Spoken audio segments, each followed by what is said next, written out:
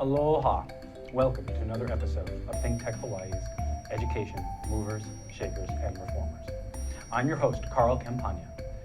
Many people believe that education can be the silver bullet or the linchpin that can help solve problems like homelessness, drug addiction, social division, and income inequality. And in Hawaii, of all places, where many of our intertwined cultures all cherish our keiki and do all we can to open doors for their successes, would we not assume that a high priority is placed on having a world-class educational system? On this show, we are talking about the programs available to our keiki, the quality of our facilities and infrastructure, addressing deferred maintenance, increasing the number of cool rooms for our keiki and teachers, and more comprehensive curriculum approach, as well as appropriately recognizing and valuing our teachers and administrative staff. Today, we are going to talk with Ms. Kathleen Stofocik. I have to make sure I say that right. She's Executive Director of the Epilepsy Foundation of Hawaii. The importance of epilepsy awareness and access to qualified support and services in our schools and communities, just like the Hawaii Meth Project, cannot be overstated. Kathleen has been working in the public health field in Hawaii over the past 7 years and is committed to promoting health awareness and outreach through education, training, and advocacy. Please welcome her as she shares her experience leading the Epilepsy Foundation of Hawaii towards a greater education and care for our community. Welcome to the show. Thank you for having me. I'm very happy to have you on. As we try to do on the show, as I try to do on the show, we want to make sure that everything that we talk about is about the education of the keiki within schools and within our communities. Great. So for starters, what is the defined mission of the Epilepsy Foundation of Hawaii? So our mission is to find a cure, stop seizures, and help individuals living with epilepsy overcome the challenges of living with epilepsy. So we're there for support, advocacy, education, and outreach for the individuals here in Hawaii, over the 15,000 individuals living with epilepsy here in Hawaii. There are 15,000 individuals. Now, what is the, I guess, what is the rate of occurrence? That's not the right word. There are 15,000 throughout all of Hawaii. We have 1.2, 1.3 million people in Hawaii. There are 15,000. As you look at the ages, it's across all ages, and how often are there new discoveries that someone has epilepsy? That's a great question. And when it comes to epilepsy, epilepsy is one of those neurological conditions that it tends to be seen more in the very young and the very old. So individuals who get a diagnosis of having epilepsy tend to be children or tend to be our senior citizens, our kapuna. And those that, so, you know, when we talk about epilepsy, we may want to know, like, what is epilepsy, first of all. So, you know, when it comes to what is epilepsy, we need to know what a seizure is. So a seizure is a sudden, brief disruption of electrical activity in the brain. And it's basically can occur where this electrical storm happens either all over the brain, and that would be known as what is generalized seizure, or it could be happening in just one particular part of the brain, which would be known as a partial seizure. So it really depends. And then once a person has multiple seizures over a period of time, then they can get a diagnosis of epilepsy. Okay, so what are there indicators from early on or even, we'll start there. Are there indicators for our keiki? So when it comes to indicators, individuals may have a hereditary link. They may have family in the past who had epilepsy, who had seizures. But for many people who develop epilepsy or develop having seizures, there is no known cause of why it's happening. They may have a trigger of something that occurs, but they also need to have somebody who is watching them or sees them having the seizure, because many times individuals or keiki who have seizures don't even know that they have it. It happens, the electrical activity occurs, and then they come to and they may not remember what just occurred, and they just try and pick up where they left off. So it needs to be seen by somebody in order for a diagnosis to occur. Are there any standard typical time frames where a seizure might occur? It can happen at any time. At any time, At and any it can be time. at any length of time as well. Yeah, so usually seizures occur anywhere from a couple seconds to maybe a couple minutes. Usually seizures do not occur over 5 minutes, and if that was to ever happen, if you were to ever see a person having a seizure that was over 5 minutes long, you really want to make sure and call an ambulance or get them to see a medical professional immediately. They're usually very short. Okay, which is they're short and they're quiet, it sounds. It can be. So like I said, there's all different types of seizures. So there's some seizures where a person may, what we see most of the time is those grand mal or those tonic-clonic seizures, where a person convulsively shakes all over their body and they may go to the ground or the floor. And that's just one of many types.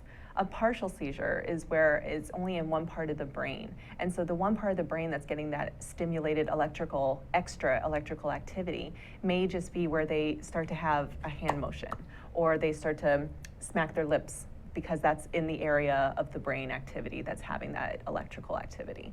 Mm-hmm. So it really depends on the type of seizure that individual is having. Depends on what their indicator is or what their trigger is. Okay, so is it a disconnection of the electrical synapse, or is it an overstimulus, or could it be both? I'm not a medical professional when it comes to exactly what is the cause of the seizure, but we do know that it is a sudden extra electrical activity that is occurring. So it's you normally have the neurons firing and synapsing inside the brain, and that's what occurs for a majority of individuals, but then some people are special and they have an extra firing, and that's what causes the seizure. Okay, all right. Yeah. That helps understand it a little bit more, so I appreciate that. Yeah, not a problem.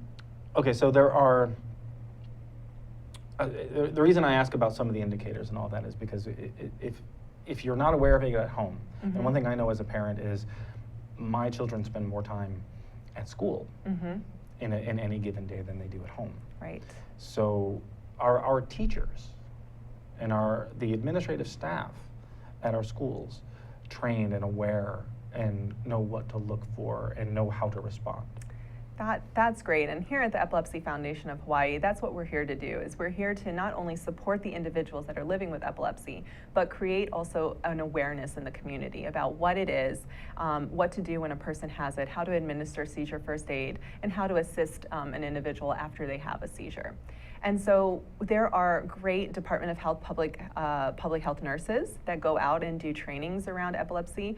But Epilepsy Foundation of Hawaii also does trainings, and we do it for organizations, businesses, schools, daycare facilities, anybody who would like to be trained in knowing what to do if someone has a seizure. It's very similar to like CPR training, just knowing in case someone has, they need that, you can provide assistance, and that's basically what we're there to do. And there is 1 in 26 individuals will end up having epilepsy at some point in their life.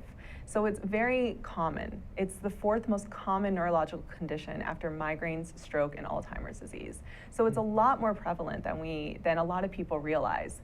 And the many times when we get a call for a presentation in the community, whether it be a school or a business, it's usually after someone has a seizure at that location, or someone is hired and they then disclose that they have seizures.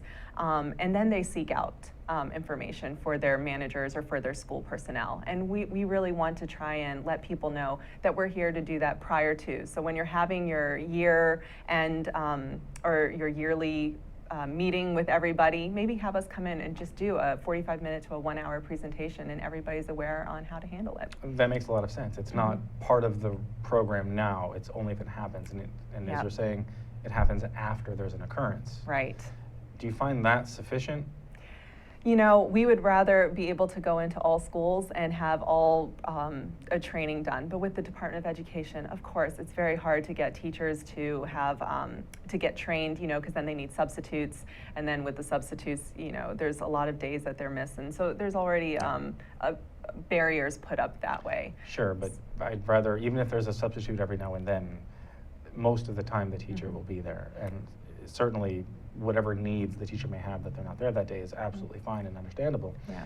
But one day or a couple of days is one thing versus them being there the rest of the time. And if they're there and properly trained, it seems that that would be an important thing. And that's the truth for any situation and condition. Being able to recognize substance abuse, being able to recognize epilepsy, being able to recognize a variety of issues or conditions or concerns that may be there, which puts a lot of pressure on our teachers. It does, and you know, that's one of the things. We had a wonderful elementary school, De Silva Elementary on the Big Island. They had a student at their school who has epilepsy, and we were able to coordinate a presentation for the class that he was in so that all the students were aware and they knew seizure first aid in case he had a seizure in the classroom. So they would know to clear his desk if anything occurred, to start timing it just for him. See, that's a good question immediately is when you know, and you know, whether you find out when they're a year old, 2 years old, 4 years old, before they've entered public school or private school, and then you're letting the school know, oh, by the way. And then at that point, the school, it is their responsibility to take care of, well, okay, this particular child, we are aware this may occur, so now but you never know though, it might happen at any age, right? Yeah, and it may happen at any age, but the real goal here is to do that education so that you know, when a person has a seizure, there can be a lot of shame or embarrassment around it, and they can make them feel on the outside that they're not a normal individual. And we really want to destigmatize that and help them understand that, you know, your brain, the electrical activity, you have no control over it. You know, it's happening, and we're here to help offer support. Yes, that was a presentation we did this past year at the beginning of the school semester. I was very pregnant at the time and I had a baby just a month after that presentation. But it's a really great opportunity, and the kids really, you know, want to help their classmate. They want to know what's going on and be of assistance, and they really, really responded well to the presentation. So this is one of the pieces of outreach that you do. One of the pieces. You do other presentations, you do other. Tell us more about your outreach program. Great. So our outreach program, we go out into the community and we do a lot of presentations, like I said, focusing on the young and the old, because that's where the most majority of epilepsy occurs. We do presentations at businesses as well, so helping people understand when you hire someone who has epilepsy, they continue to work, but they may have a seizure during their day. It doesn't take away from the workplace, but it's important to just know that you're going to need to just afford them some time. Is that an equal opportunity? Is that an equal employment opportunity issue? Yeah, so epilepsy is covered by the ADA, the American Disabilities Act, so they cannot discriminate in hiring practices over the individual.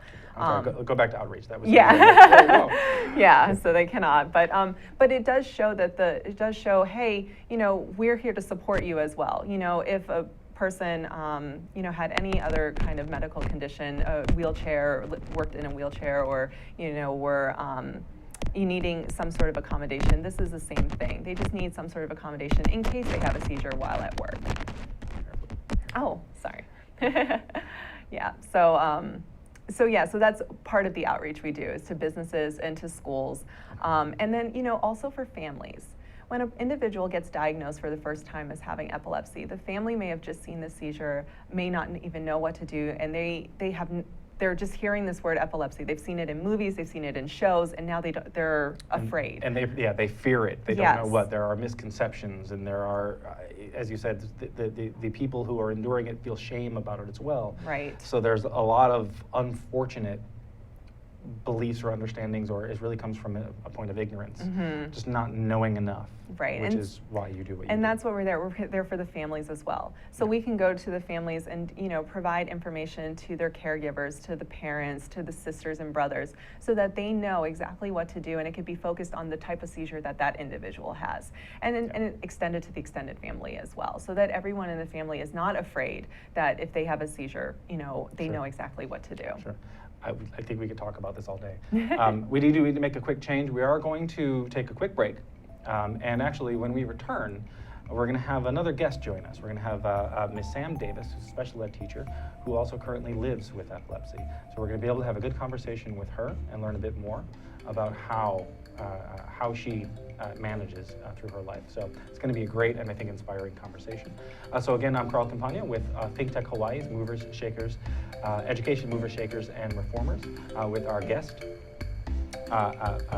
Kathleen Stofocik. Correct. And then soon will be Miss Sam Davis. So thank you so much.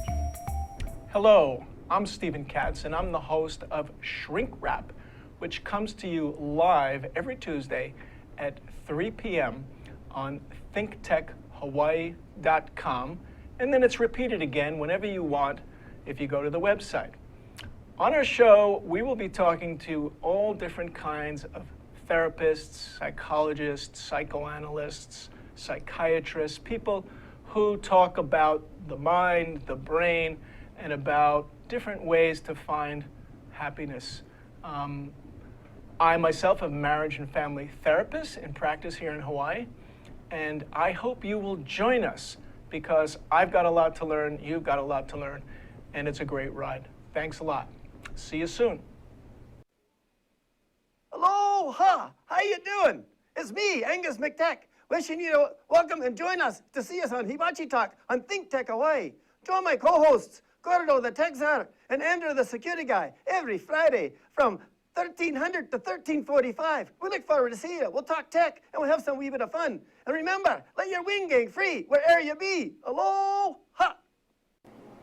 Aloha, my name is Justina Spiritu, and I'm the co-host of Hawaii Farmers Series. This is my co-host, Matthew Johnson, and you can catch us every Thursday at 4 p.m. at thinktechhawaii.com.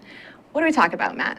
So on Hawaii Farmers Series, we're going to be bringing on the farmers and also supporter of farmers, including restaurants, caterers, as well as government supporters and nonprofits to hear their background stories and understanding our local ag community just a little bit better. Yeah, essentially there's a lot more that goes into farming and the local food community beyond just producing the food. And we want to feature and get the background story on all these folks and see how we all work together as a community. So join us every Thursday. Aloha. Aloha, my name is Josh Green. I'm a senator from the Big Island and the ER physician.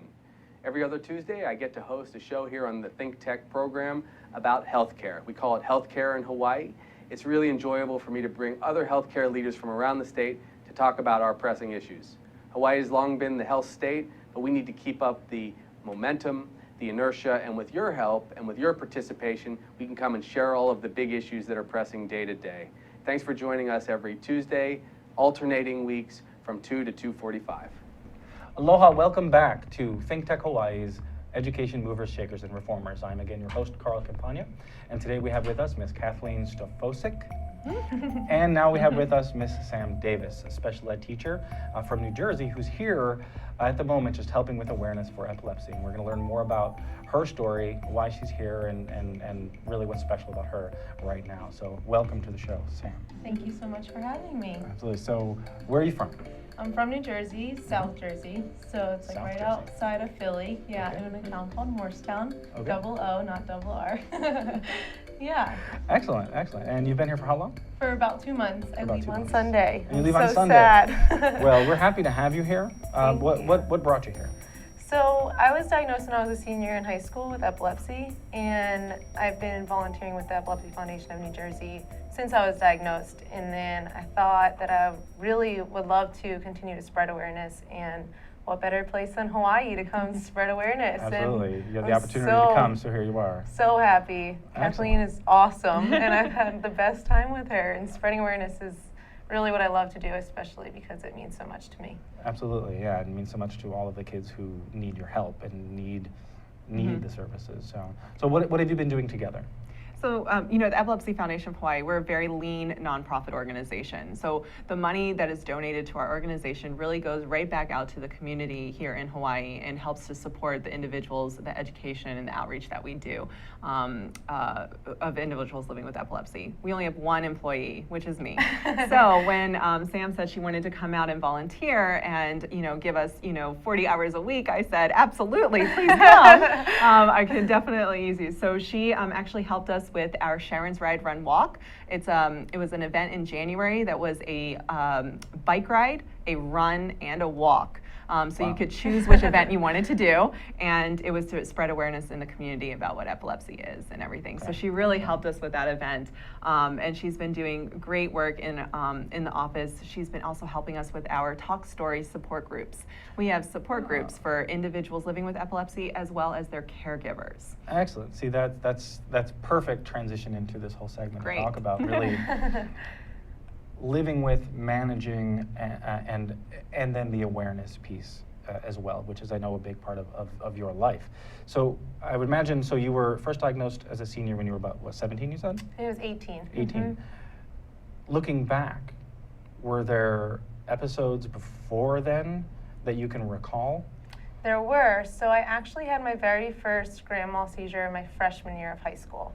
And I was doing a 3-mile timed run, and I wanted to make varsity, and you had to make it in 24 minutes. So I'm like, I'm going to do this, but I hate running. And both of my sisters played soccer, and we all wanted to be the Davis trio on the soccer field. So I was running the 3-mile run, and I actually crossed the finish line and went down, and I had my first grand mal seizure.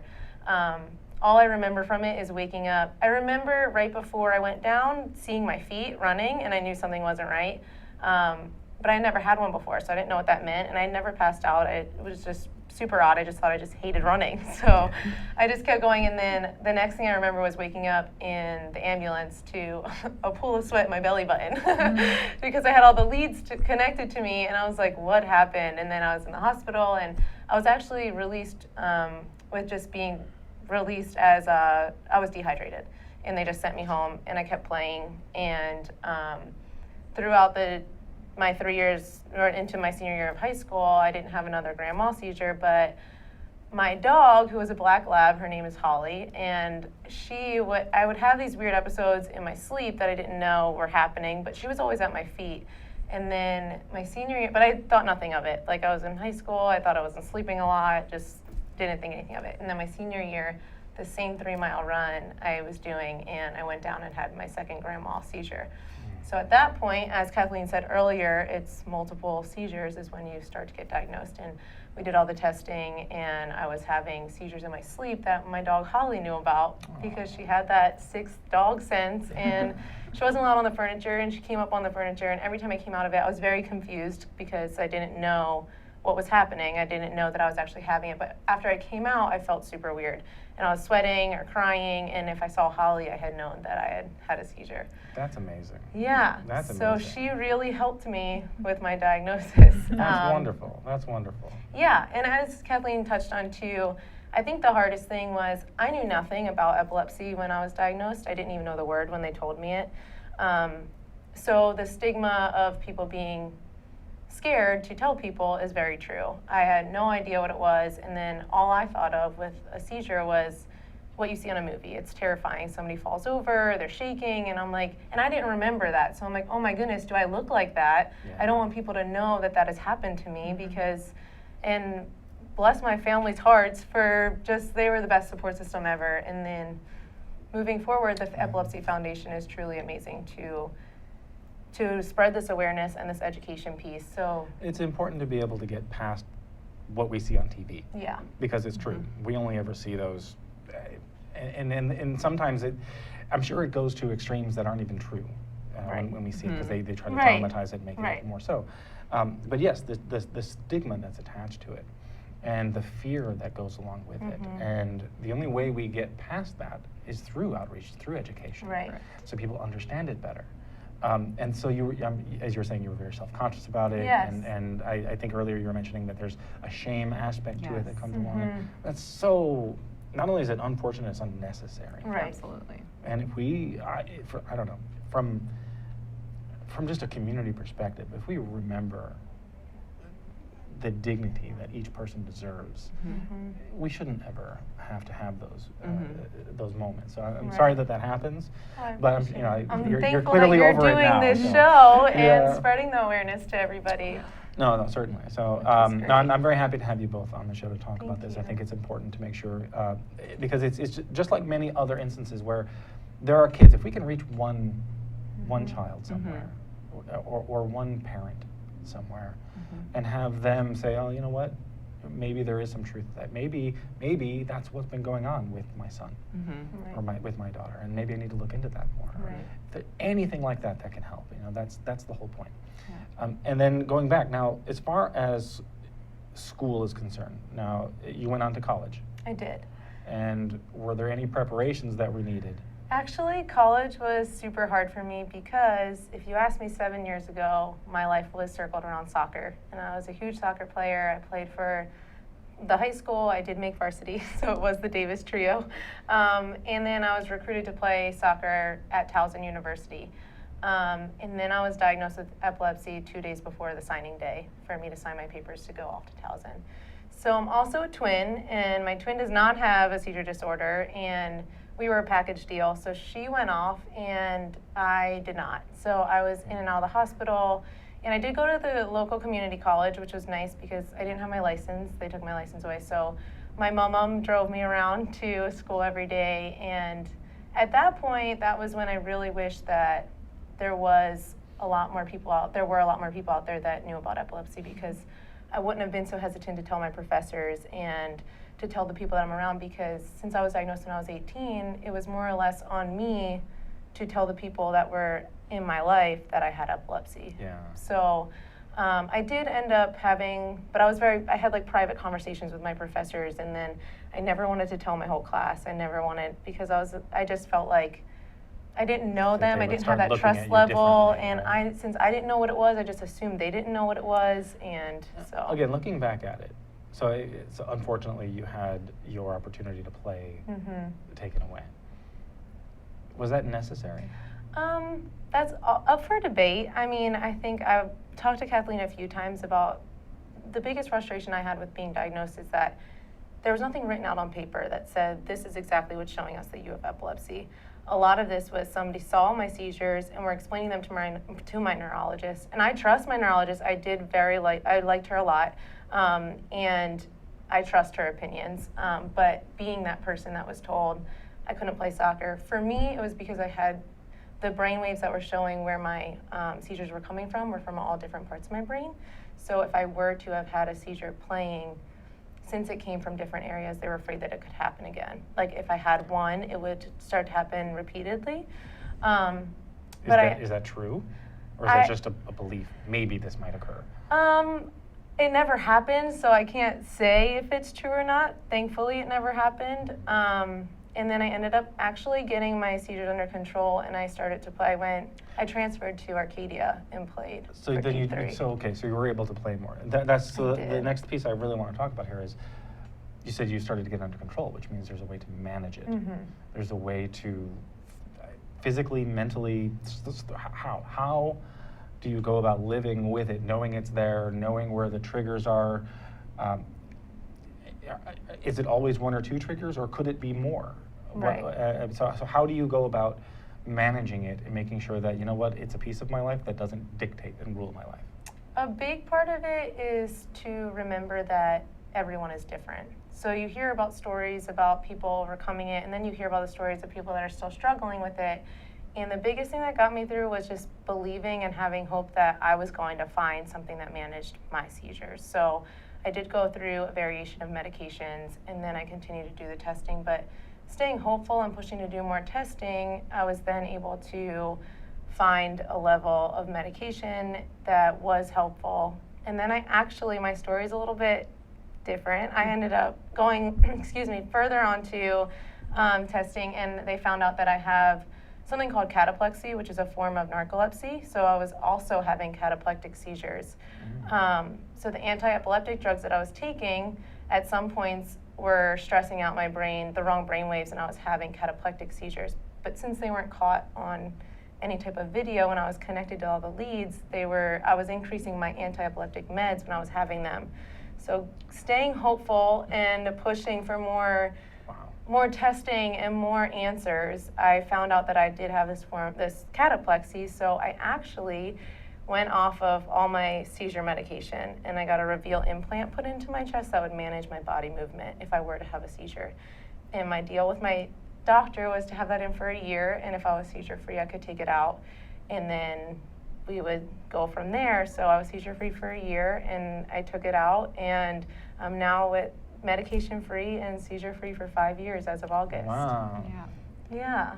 So hope is So hope great. and believe. Believe in That's- yourself. Believe there will be an answer for you. Never quit, And never give up. and don't let your dreams. Yes. And find Be people like subject to it. Kathleen to help you and people to spread No. this awareness and to push people to stay hopeful. Absolutely. Thank you so much. A wonderful story. I wish we could spend another hour talking with you about it as well, but we do have to go to another break at the moment. So thank you again, Sam Davis, special ed teacher Yes. in New Jersey. Yes. Thank And you again for amazing your story. volunteer. And amazing volunteer here in Hawaii for this another week. So we'll be back in a moment. And again, Think Tech Hawaii, Education Movers, Shakers, and Reformers.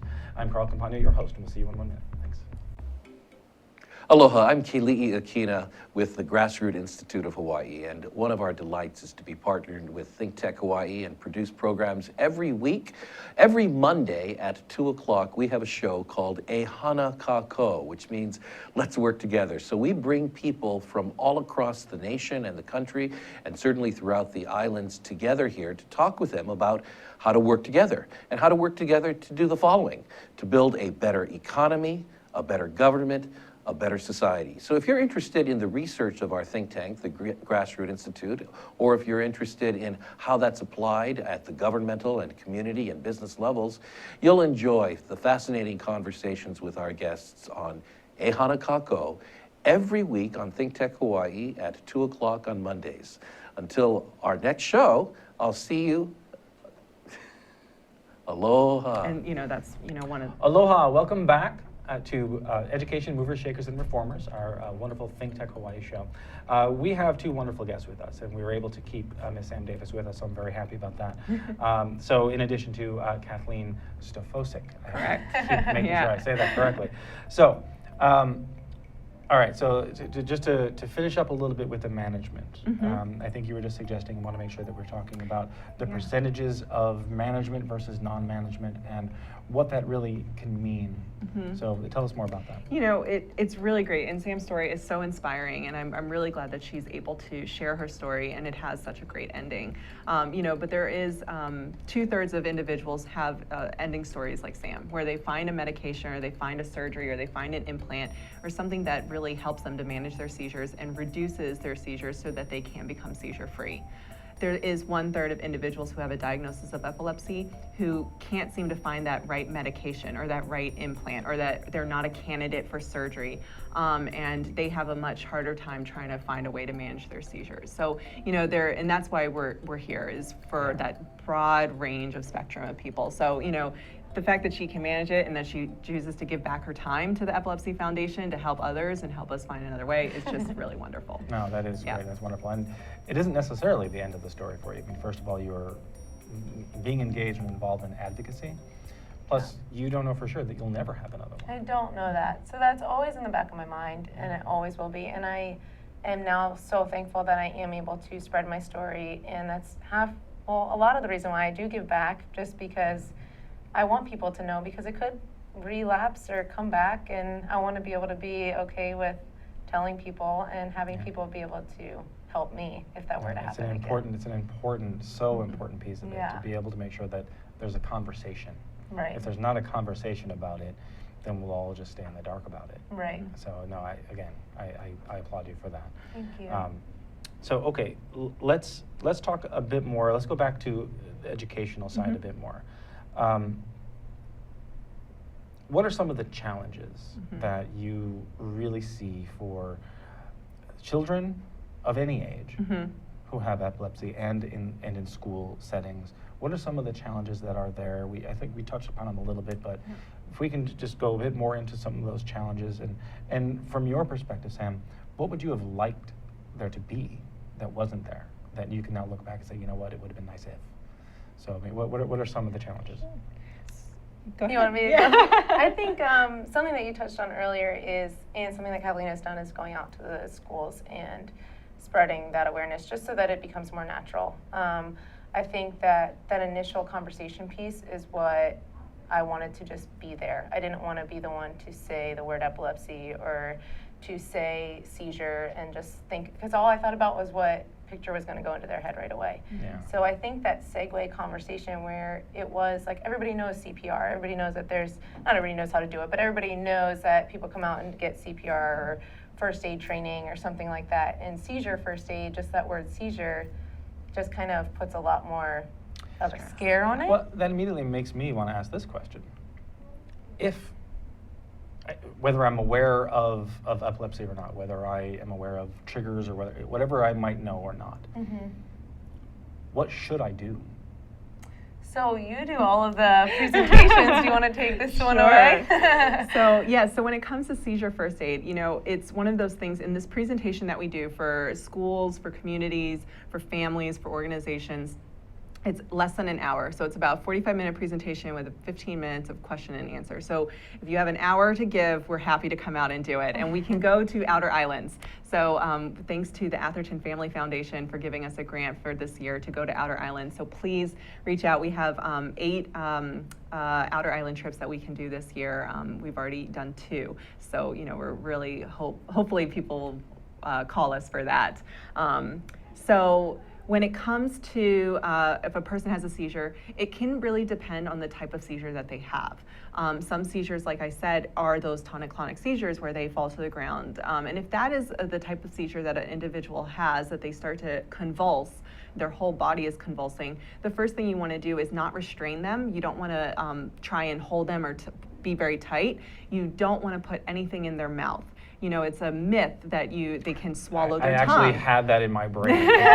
Someone you'll puts just a give 'em stick in your mouth. something. I'm like, why would that be a good idea? Yeah, not a good idea. Not a good idea. Not a good idea. So it is physically impossible for an individual to swallow their tongue.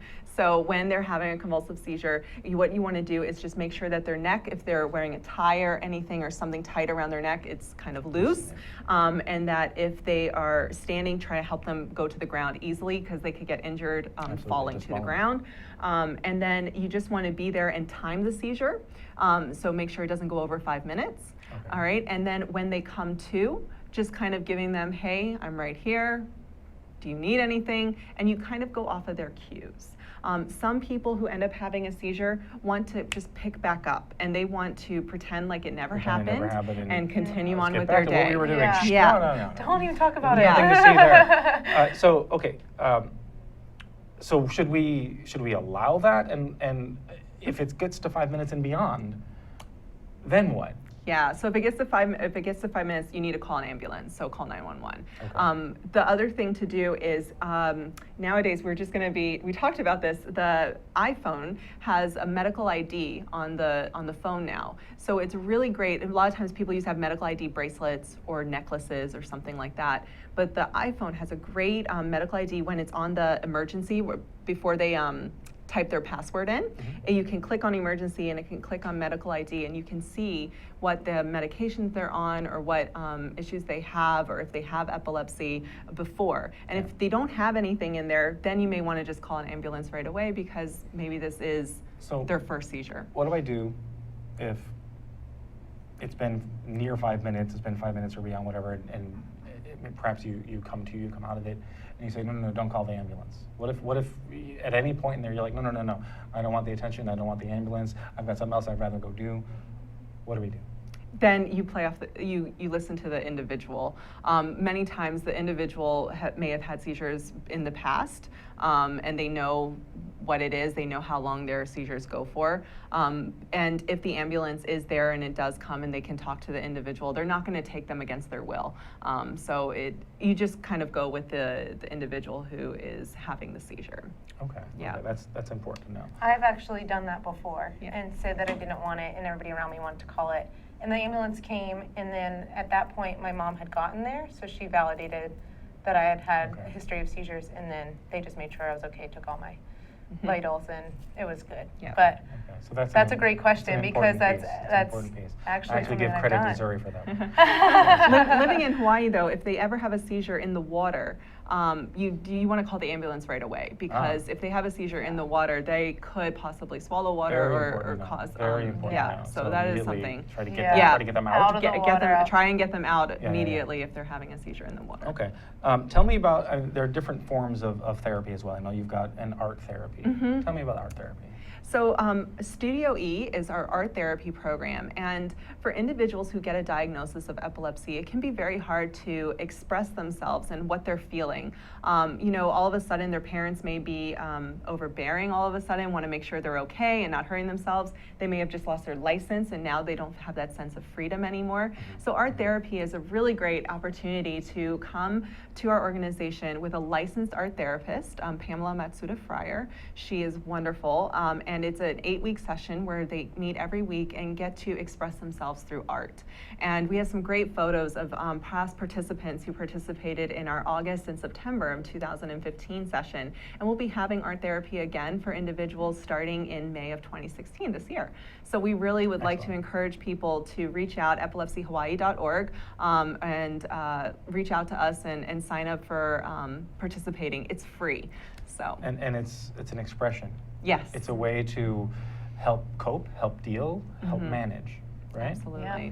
And course. have you ever yourself engaged in the art therapy? I have not, You have and not, okay. I actually have not heard of anybody doing art therapy, and I love the idea. It's fairly recent that Oh, good. the Yeah. Epilepsy Foundation started doing this.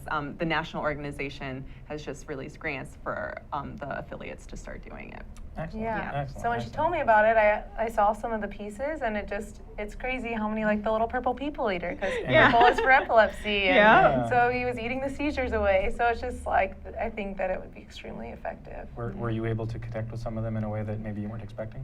Yeah, I mean, it was just like, even like that purple people eater, it's obviously stuck with me because Yeah. I love it, but it's just this little guy, and I was like, wow, I love that he's just crunching away the seizures. It's You just, get- yeah, it it's just like, felt I know what like that person that's is what I feeling want to and do. I wanting. just want to take them out of my brain and throw them away. And that's what that little girl or boy drew. And I was Yeah. like, wow, it's Wow. really a great form of expression. That's excellent. And That's along with Studio E, we have group art sessions on once a month on Saturdays, and this will be starting up again in April for keiki to come and express themselves. So on Saturday mornings for an hour, they can come and do art, and that's where the purple people eaters as well can come. So Excellent. you know, the art therapy is for a little bit older individuals, but the group art is for all keiki. Sure. Yeah. I would imagine, because I know what my 4-year-old daughter has done artistically.